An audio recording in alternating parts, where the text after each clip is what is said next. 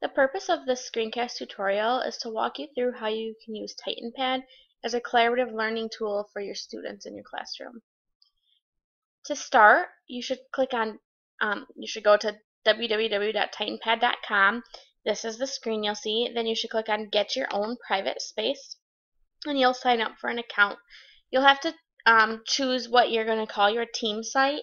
Make sure it's something that's unique to you. And then you'll put in your full name and your email address and click Create Team Site Now. When you click Create Team Site Now, you will get an email that will give you the steps for logging into TitanPad and getting started. I'm going to go ahead and click Sign In since I already have an account.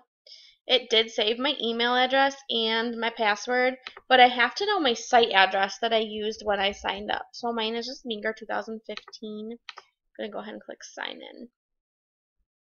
This is the home page for TitanPad. The first thing that you're going to do to create a new pad is click Create New Pad. And this is what will open. This is going to be the space that your students will be able to access and work collaboratively in. The first thing that I like to do is to rename the pad. You can rename this by group name, so you could just call it Group 1, or you could rename it by a topic that they're working on. Maybe they're working on presidents, so I'm going to name it Abraham Lincoln because this group is working on a collaborative project about Abraham Lincoln, and then I'll click Save. You, as the owner of the pad, are the only one that will have access and the ability to change the name of the pad. So when you invite your students to collaborate on this pad, they will not be able to change that name. There's several different security features. When you first create a pad, it's going to be set up as private, and then it'll say team account holders only.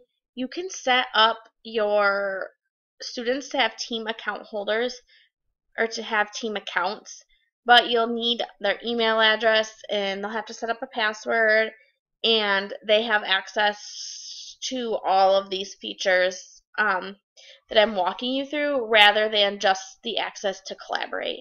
So I like to set it as public but password protected.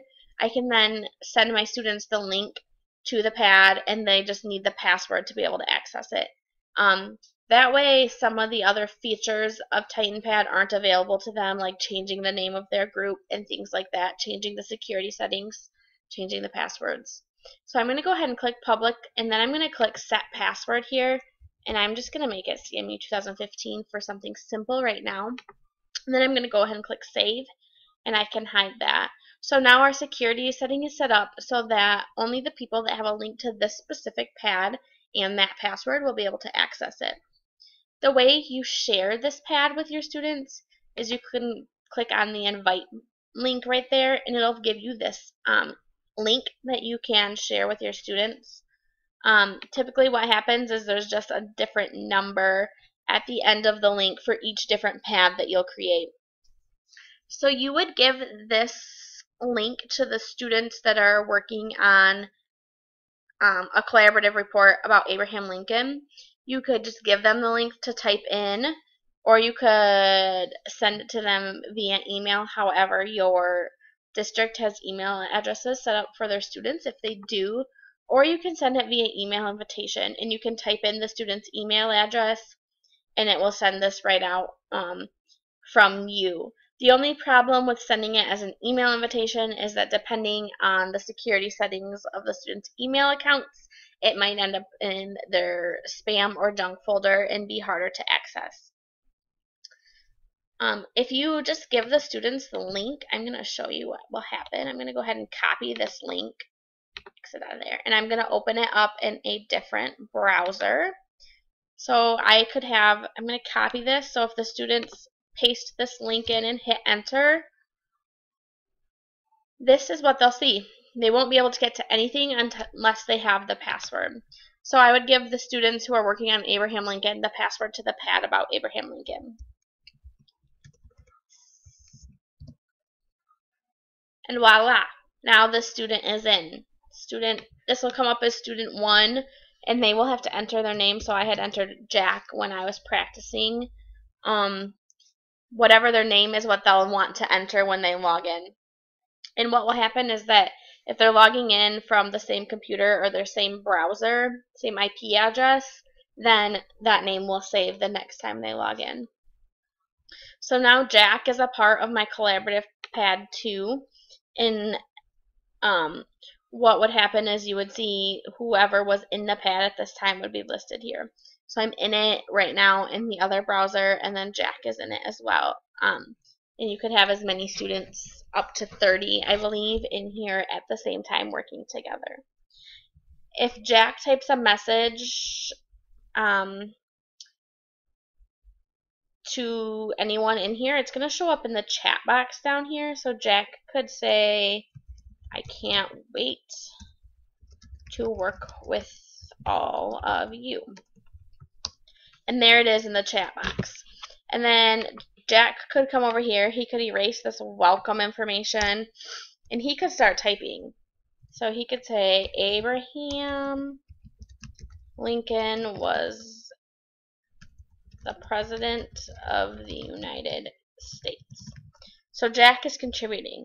Now I'm going to switch back to the window where I was originally in the document. And I can see exactly what Jack has written. I can see that Jack has commented, and I can comment back to Jack. "I'm glad you're excited about this assignment, Jack." And if other students were in it, they could all be talking at the same time. And the nice thing is that you as a teacher and instructor can see that chat transcript, and you can see which students made which contributions here based on the color of the document.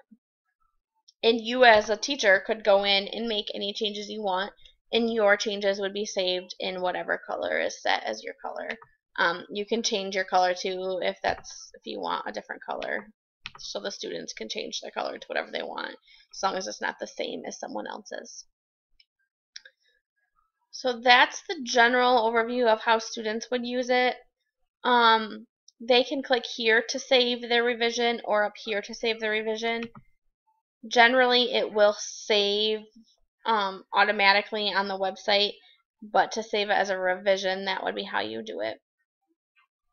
Another option to see the changes made to this document over time are to click on the time slider up here. And we can view this sort of as a timecast. So it's going to show me exactly what was typed and when. And so as this whole document is getting full of information, I can see what was being typed, what was edited, and who was making those edits. So that's a nice way to be able to view the collaborative work over time. You can see if someone changed their mind about what they were writing, or what good ideas they might have had and changed, and it will help you give students feedback on that as well. You can also click right here to clear the authorship colors.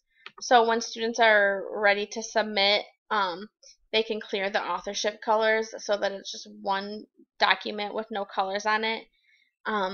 You can view this document and you could grade it straight from what students have here, or students could export the document to a PDF or a Microsoft Word document.